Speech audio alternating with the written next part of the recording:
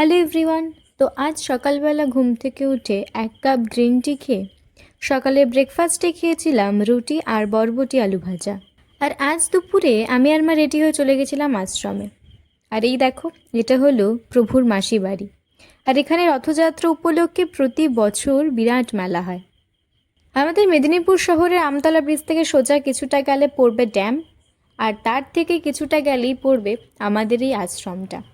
দেখো, আশ্রমের ভেতরটা কি সুন্দর।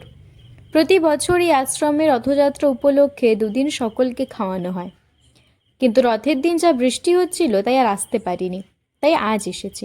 তারপর দুপুরবেলা খাওয়া দাওয়া করে একটু ঘোরাঘুরি করছিলাম আশ্রমে। আমাদের আশ্রমটা পুরো কংসাবতী নদীর ড্যাম্পের কাছেই একদম আছে। তো এত সুন্দর পরিবেশ সেখানে যে সেখানে গেলে আর আসতেই ইচ্ছে করে না। তো তারপর বাড়ি আসার সময় আমি এসেছিলাম বাবার গাড়িতে করে, আর মা এসেছিল টোটোতে করে। আর আজ এই পর্যন্তই। টাটা।